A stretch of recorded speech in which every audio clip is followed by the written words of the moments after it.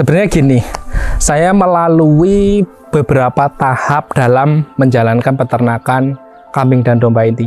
Kenapa saya bilang beberapa tahap? Karena keterbatasan modal ya yang jelas. Ya, jadi flashback mengenang masa kecil lah, istilahnya kan gitu. Ya meskipun saya sekarang belum sukses ya, tapi lebih ke mengenang kayaknya kok asik ya kalau ternak lagi gitu loh.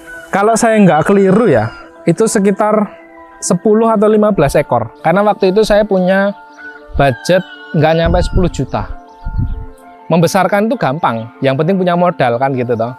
Tapi kalau memulai dan konsisten, nah ini yang susah. Nah jadi buat peternak-peternak yang masih mau mulai dulu dari yang dipunya. Kembangkan, pelajari metodenya dan maksimalkan. Nah saya menggunakan metode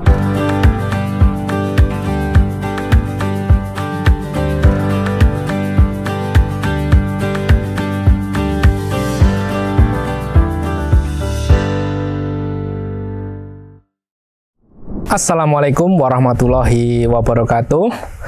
Perkenalkan, nama saya Tri Susilo. Alhamdulillah owner dari Berkah Jaya Farm, salah satu peternakan kambing dan domba yang ada di Lampung. Tepatnya ada di Desa Mulyorejo 2, Kecamatan Bungamayang, Kabupaten Lampung Utara, Provinsi Lampung, masih di wilayah Indonesia.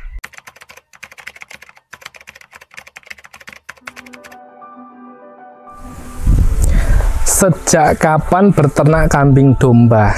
Sebenarnya gini, saya melalui beberapa tahap dalam menjalankan peternakan kambing dan domba ini. Kenapa saya bilang beberapa tahap? Karena keterbatasan modal ya yang jelas. Keterbatasan modal dan keterbatasan ilmu. Jadi saya memulai itu pertama bikin tembok pengaman supaya aman. Itu sekitar tahun 2020 kalau tidak salah, sekitar itu, karena saya ingatnya masih pas COVID itu ya. Nah setelah bikin pagar itu pun nggak langsung saya bikin kandang, saya berhenti dulu beberapa bulan, hampir 1 tahun malah itu ya. Terus habis itu saya bikin kandang di 2022 kalau nggak salah. Nah itu saya bikin kandang, dan setelah bikin kandang pun itu nggak langsung diisi gitu loh, karena tadi bikin pagar habis uangnya, terus bikin kandang habis uangnya, jadi nunggu budget lagi. Nah di sela-sela saya menunggu setelah bikin kandang itu saya cari ilmu. Nah ini peternak-peternak yang jarang dilakukan ya, karena menganggap ternak itu gampang, ternak itu mudah. Cuman melihara kambing kok dadak golek ilmu gitu loh. Dulu saya berpikirnya kayak gitu. Tapi setelah saya beberapa kali main ke tempat senior-senior yang besar, oh ternyata ternak itu ada ilmunya toh. Oh ternyata mereka bisa sebesar itu tuh ada ilmunya.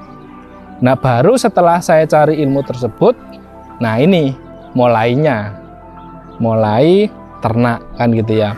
Mulai ternak itu 2 tahun atau 3 tahun yang lalu. Nah itu baru mulai saya isi. Tapi sebelum saya isi itu juga saya mempersiapkan dulu bang pakannya. Ada lahan sedikit saya tanemi, terus habis itu saya bikin pakannya, karena kan di Lampung itu pakan itu sebenarnya melimpah ya, nggak harus nanam aja sebenarnya cukup. Tapi kalau kita pengen aman, ya kita harus nanam dulu kan gitu ya. Nanam, terus kita proses, nyicil beli alatnya seperti tong, terus mesin chopper dan lain sebagainya. Nah baru di tahun 2022, di 2022 mulai ngisi.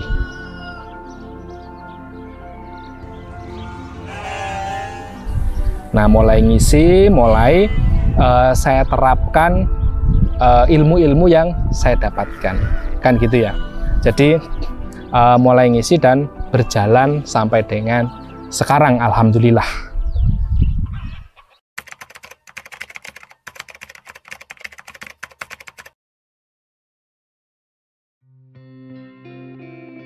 Nah, kenapa memilih ternak kambing dan domba? Sebenarnya gini, flashback sih. Zaman kecil saya, dulu sepulang sekolah kan, kalau di desa itu pulang sekolah itu, kalau zaman dulu ya, kalau sekarang sih beda udah zamannya. Kalau zaman dulu tuh pulang sekolah itu ya ngarit, gitu ya. Pulang sekolah ngarit karena bapak ibu punya ternak, kambing berapa ekor gitu, ya bantu ngarit. Kalau nggak ngarit, wah di Pulau Soro sama kan gitu ya. Jadi flashback mengenang masa kecil lah, istilahnya kan gitu.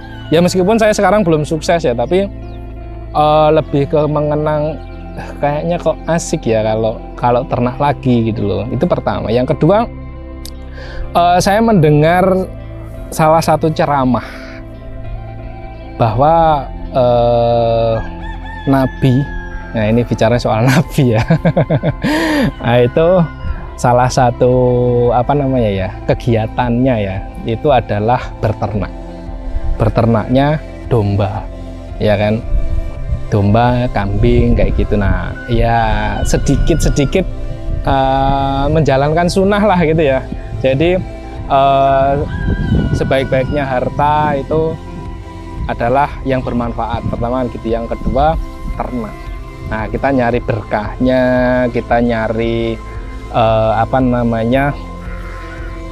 kita nyari ya keuntungan juga lah dari ternak tersebut. Dan ternak kambing domba ini mudah, saya rasa paling mudah, karena pakan bisa nggak beli, ya toh. Terus modal nggak harus besar, karena satu ekor mulai harga 500.000 ada kalau kita mulai dari yang kecil-kecil ya.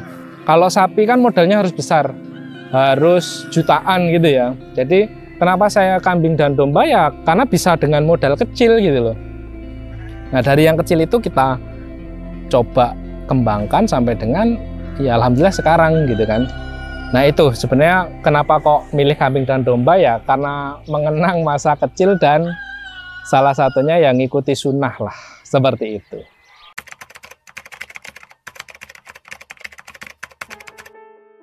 Nah, awal mula ternak berapa ekor?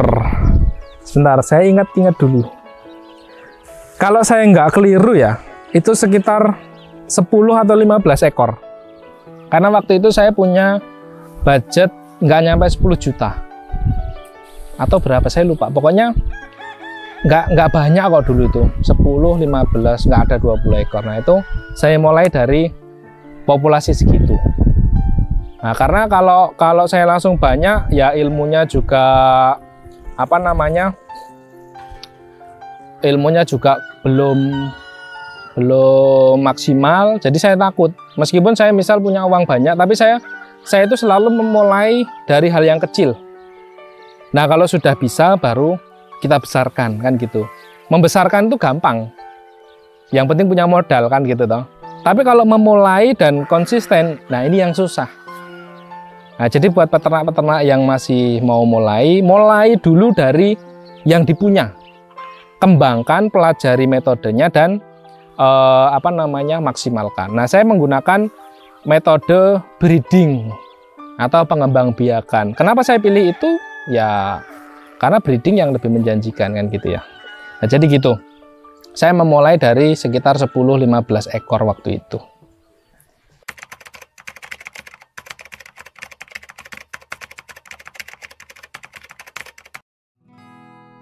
Metode pakan. Nah, ini sama manajemen.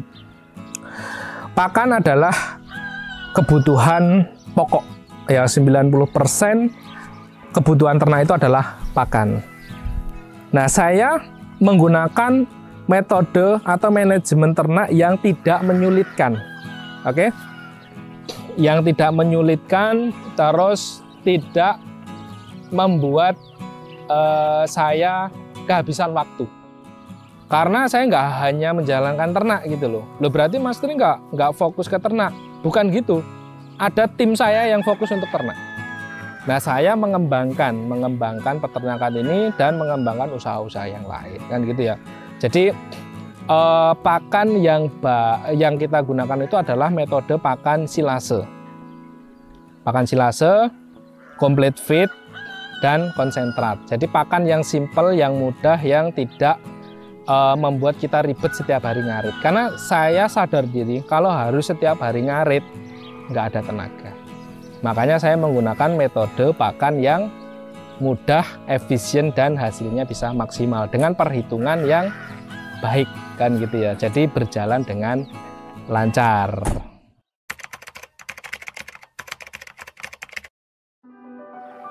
Metode breeding. Nah ini kenapa kok memilih metode breeding? Pertama, karena saya sadar diri, kembali lagi, budget saya nggak banyak. Nah, bagaimana caranya dengan budget yang sedikit tadi kita bisa berkembang? Ya salah satunya, ya satu-satunya lah, bukan salah satunya, itu ya dengan metode breeding. Kalau kita dengan metode penggemukan, kalau nggak populasinya banyak, ya hasilnya nggak bisa maksimal kan gitu. Nah, untuk mendapatkan populasi banyak kan butuh modal yang besar. Nah, ketika saya nggak punya modal besar, ya saya harus putar otak dong. Harus putar otak bagaimana caranya kita bisa berkembang kan gitu. Nah, metode breeding adalah satu-satunya metode untuk peternak supaya cepat berkembang. Misal tadi 10-15 ekor indukan, saya dulu memulai dari yang hamil. Nah, 3 bulan di kandang sudah beranak. Nah, itu kan bisa berkembang. 15 misal beranak, nggak usah muluk-muluk lah, 1 ekornya 1. Berarti kan sudah beranak 15 ekor. Jadi 30 ekor udah kambing saya. Nah, nanti indukannya lepas sapih, kita kawinkan, anaknya dibesarkan, induknya ini udah hamil lagi. Nah, nanti yang indukan hamil yang kedua ini beranak, anaknya ini sudah bisa dikawinkan lagi. Sudah hampir bisa dikawinkan lagi. Sambil nunggu nanti usia di 10 bulan anaknya, udah bisa dikawinkan lagi. Nah, itu muter. Nah, metode itu yang harus kita pakai kalau pengen berkembang dengan populasi yang sedikit. Tapi kalau budgetnya unlimited, ya monggo, mau penggemukan, mau apa ya bebas. Karena saya sadar diri, budget saya sedikit, jadi saya menggunakan metode breeding.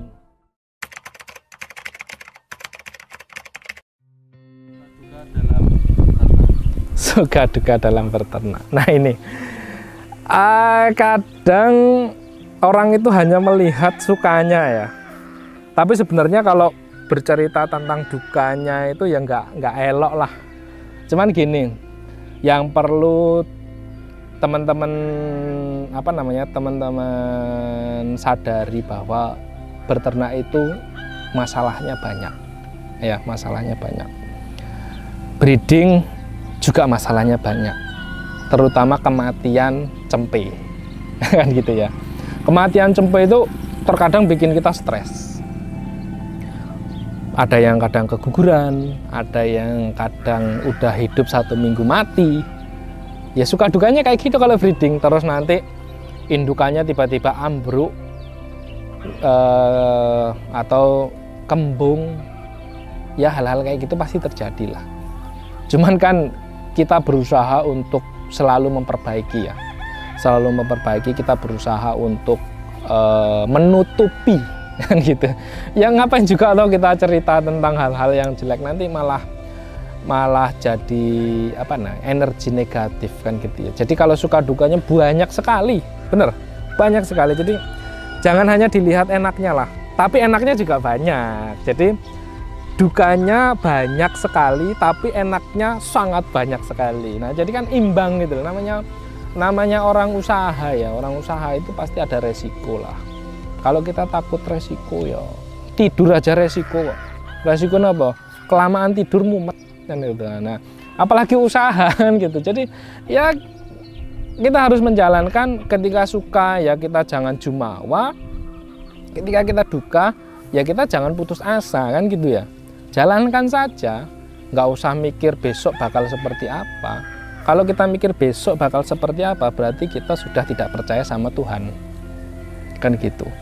Kita besok takut nggak bisa makan, itu sudah dosa loh, kan gitu. Apalagi kita takut besok ini ternak kita gimana pertumbuhannya, perkembangannya, iya tambah nggak jalan kan gitu kan. Allah itu kan ngasih rezeki, ngasih kelancaran itu atas optimisme kita ya. Atas optimisme, atas konsistensi kita, atas upaya atau usaha yang kita lakukan.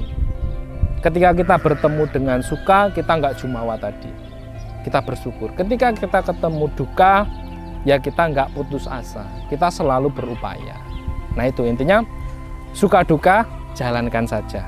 Jangan takut memulai, jangan takut menghadapi masalah, jangan lari dari problem, tapi selesaikan, kan gitu ya. Jadi suka dukanya banyak.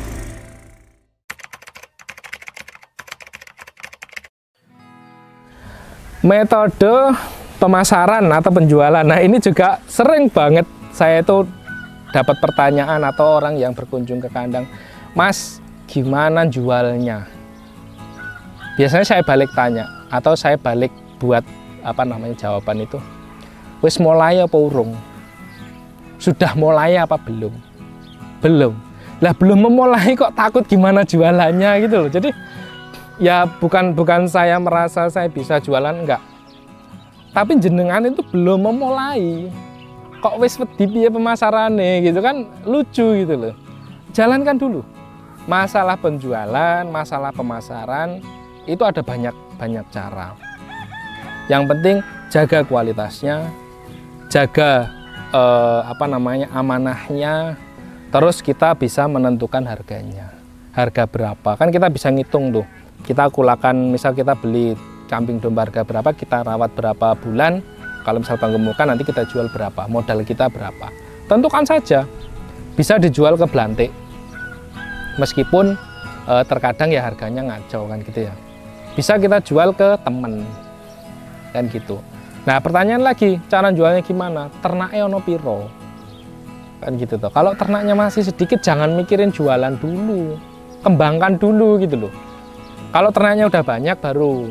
Nah, yang saya alami atau yang saya jalankan itu kita nggak usah masarin aja. Kalau peternakan kita memang bagus, memang besar, orang datang kok, pasti dikenal dari mulut ke mulut. Oh di sana itu loh ada ternak yang bagus besar, coba cari ternak di sana. Oh saya kalau ke sana itu nyari hewan langsung ada, dapat. Kan kalau peternakan kita besar, kalau udah besar ya, itu kan pilihan banyak. Dari yang harga murah sampai harga yang mahal. Nah, itu aja dulu dibangun. Penjualannya bagaimana? Nah, kalau sekarang metode era digital itu lebih mudah lagi. Kita bisa menggunakan sosial media. Kita bisa menggunakan Google Map. Kita bisa menggunakan internet marketing dan lain sebagainya. Nah, kayak gini ini di era digital, apalagi peternak muda ya, peternak milenial ya, kayak saya ini kan usia milenial yang harusnya peka terhadap teknologi, ya harus bisa mengembangkan peternakan ini dengan teknologi yang maju. Jangan sampai teknologi sudah sampai di era sekarang ya, di era modern, tapi kita masih pakai metode jadul, ya kita ketinggalan. Nah, bagaimana kita bisa memperluas jangkauan kayak FB Pro ya. Gimana kayak kita bisa memperluas jangkauan orang tahu ternak kita kalau nggak kita share di sosial media. Sekarang ada TikTok, ada YouTube. Buat aja konten bahwa menunjukkan kita itu ternak. Nanti orang banyak tahu kan gitu. Nah dari situ akan mempermudah kita berjualan. Nah makanya sering-sering main ke peternak-peternak yang besar. Coba kalau ngelihat YouTube atau ngelihat konten gitu tuh perhatikan, oh peternak ini tuh pakai metode ini toh. Peka, anak muda harus peka, satset gitu loh. Jangan menggunakan metode yang jadul. Ya sebenarnya metode jadul itu nggak masalah, tapi kalau bisa kita mengikuti zaman lah. Zaman dulu sama zaman sekarang itu berbeda. Jadi soal pemasaran nggak usah takut. Ini era modern. Jalankan dulu, buat konten, nanti pasti laku.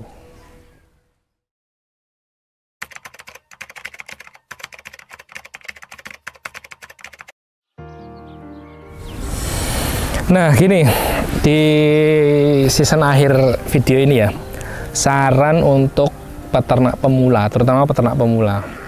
Kalau yang sudah jalan mau ngikuti saran ini juga boleh, monggo. Saran saya pertama, tentukan dulu konsep beternaknya, mau breeding atau fattening, atau mau dua-duanya. Kedua, belajar dulu ilmunya. Nggak harus bayar kok, kayak di Berkah Jaya Farm kita gratis belajar ternak. Nah itu monggo silahkan belajar dulu. Setelah itu jalankan. Oke, bagaimana kita bisa tahu peternakan ini bagus kalau nggak kita jalankan? Kan gitu.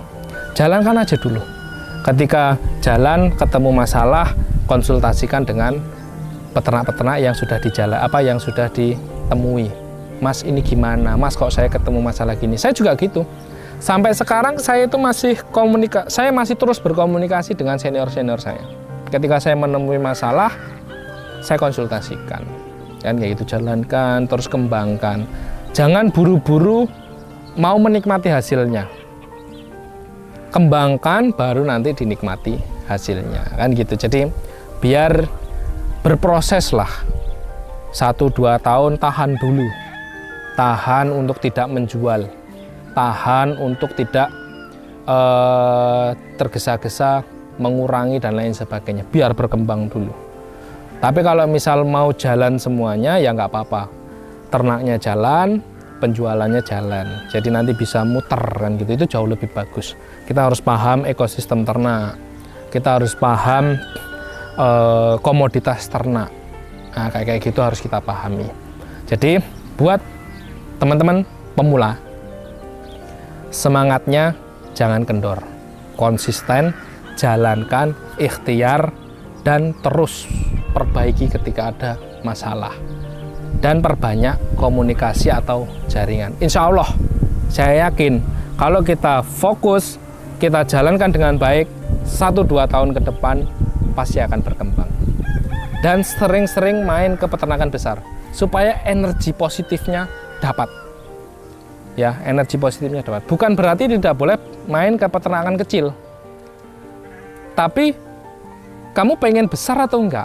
Kalau pengen besar ya jangan sering-sering sama yang kecil, tapi sering-sering sama yang besar. Terus pelajari terus gimana cara mengembangkan ternak. Nanti kalau sering-sering main ke peternakan besar, energi positif itu memancing kita untuk semangat. Oh, ternyata ini ada cara baru tuh. Oh, ternyata ada ini dan lain sebagainya. Nah, cara yang paling mudah supaya dapat perhatian peternak besar, belilah 1-2 ekor ke mereka. Nah, ini kalau sudah beli, nanti kita bisa tanya. Itu cara saya kayak gitu. Jadi saya beli ya pertama karena memang saya butuh ternaknya. Yang kedua karena saya juga butuh pendampingannya. Kan gitu. Jadi sama-sama menguntungkan. Istilahnya kayak Berkah JFA memberikan ilmu gratis. Ya istilahnya apa ya, tanda terima kasihnya beli di tempat kita lah. Nggak harus semua ternaknya, 1-2 ekor. Nah, nanti kan kalau tanya nggak segen, karena kita tanyakan kan ternak yang dari Berkah JFA misalnya. Ini bukan berarti saya nyuruh kalian beli tempat saya, bukan. Tempat lain boleh monggo. Jadi nanti ketika ada masalah, Mas, kok kambing yang dari tempatin jenengan ada masalah gini ya, boleh di-share cara penanganannya enggak? Itu nanti cepet nanganinya. Tapi kalau cuman main tanya terus ya mungkin dijawab. Tapi kan apa ya, kayaknya tuh kurang ada empatinya gitu. Nah, jadi kayak gitu. Nah, itu tadi hal-hal yang harus diperhatikan dan saran dari saya. Semoga bermanfaat. Untuk anak-anak muda, terutama generasi Gen Z, milenial, ayo kita bangun industri peternakan. Karena peternakan di Indonesia ini banyak dijajah oleh ternak-ternak dari luar negeri. Padahal Indonesia ini adalah negara yang tongkat aja batang aja ditanam tumbuh gitu loh. Kan itu sebagai pakan ternak sudah jalan gitu loh. Jadi ayo semangatnya kita tumbuhkan, jangan malu jadi peternak. Peternak bisa kok stylenya bagus kan gitu. Peternak itu nggak harus kumuh, beneran. Bisa stylenya bagus, bisa pakai sepatu juga kan gitu kan, asik kan. Ternak itu dibikin asik. Kita asik, ternaknya happy, pasti berjalan dengan baik. Gitu ya. Terima kasih banyak, semoga bermanfaat. Jangan lupa komen, like, subscribe, dan share video ini supaya banyak orang-orang yang mendapatkan manfaat dari video ini. Gitu. Terima kasih. Assalamualaikum warahmatullahi wabarakatuh.